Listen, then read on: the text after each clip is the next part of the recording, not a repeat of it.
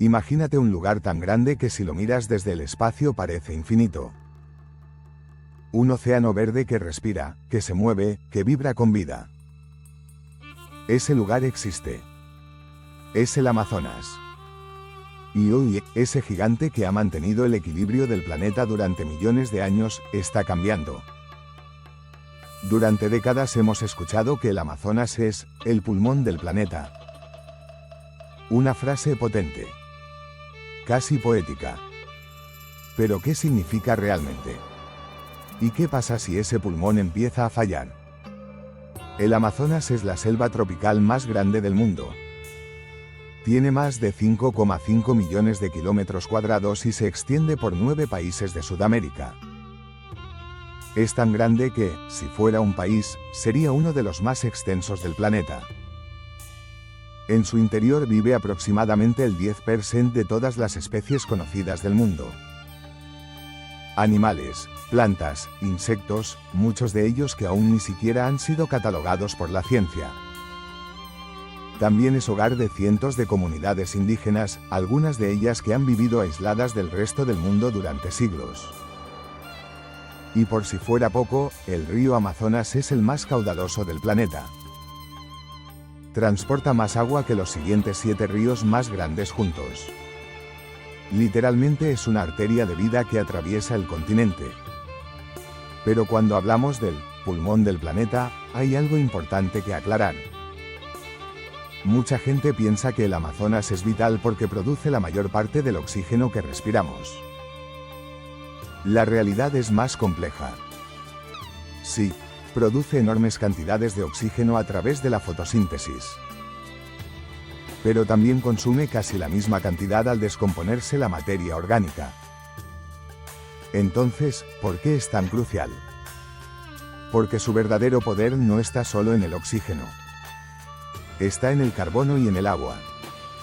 El Amazonas absorbe cantidades gigantescas de dióxido de carbono, uno de los principales gases responsables del calentamiento global. Actúa como un enorme almacén natural de carbono. Mientras los árboles están en pie, ese carbono permanece atrapado. Pero cuando se talan o se queman, todo ese carbono vuelve a la atmósfera. Además, la selva regula el clima de una manera que pocos imaginan. Cada árbol libera vapor de agua a la atmósfera en un proceso llamado evapotranspiración. Ese vapor forma nubes y esas nubes generan lluvias. No solo en la propia selva, sino en regiones muy lejanas. Son lo que los científicos llaman ríos voladores, corrientes de humedad que viajan miles de kilómetros y que influyen en el clima de gran parte de Sudamérica e incluso tienen efectos indirectos en otras partes del mundo. El Amazonas no es solo un bosque. Es un sistema climático activo. Es como un gigantesco aire acondicionado natural que ayuda a estabilizar temperaturas y patrones de lluvia. Ahora imagina que ese sistema empieza a fallar. En las últimas décadas, la deforestación ha avanzado a un ritmo alarmante.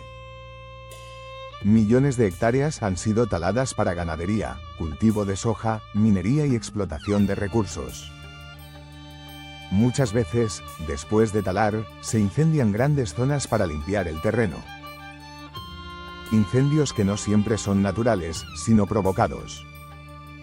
Cada minuto desaparecen áreas de selva equivalentes a varios campos de fútbol. Donde antes había árboles centenarios, ahora hay pastizales o tierras degradadas. Y lo más preocupante es que algunas zonas del Amazonas han comenzado a emitir más dióxido de carbono del que absorben.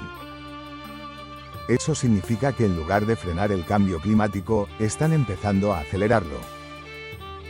Es como si el pulmón estuviera empezando a exhalar más de lo que puede inhalar. Y aquí aparece un concepto clave, el punto de no retorno. Los científicos advierten que si se pierde entre el 20% y el 25% del bosque amazónico, el sistema podría colapsar. No de forma explosiva, no en un solo día, sino de manera progresiva.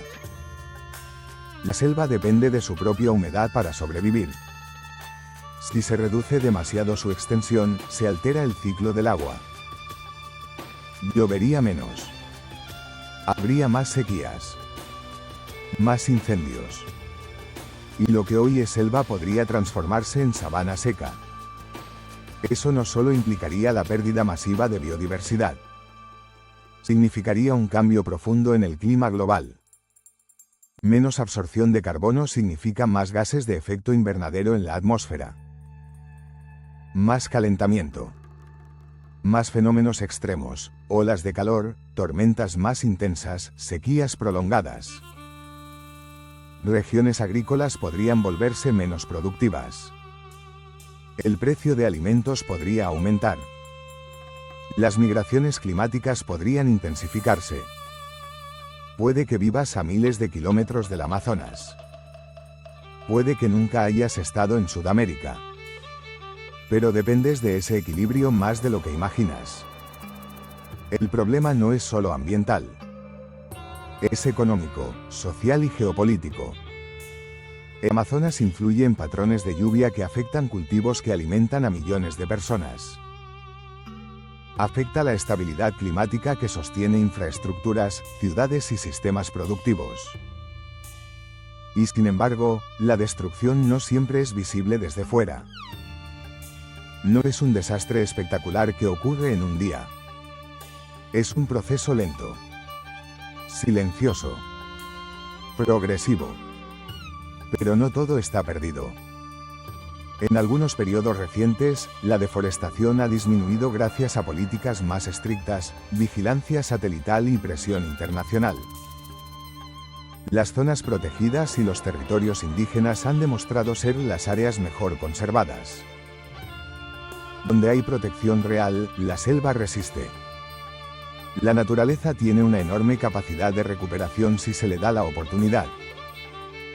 El Amazonas ha sobrevivido millones de años a cambios naturales extremos. Lo que nunca había enfrentado es una presión humana tan intensa y tan rápida. La pregunta no es si el Amazonas es importante. Eso ya lo sabemos. La pregunta es cuánto tiempo podemos seguir empujándolo hacia el límite. Porque cuando hablamos de que el pulmón del planeta está muriendo, no hablamos de una metáfora dramática para llamar la atención. Hablamos de un sistema vital que está cambiando de forma peligrosa. Y la consecuencia no será solo perder árboles. Será perder equilibrio.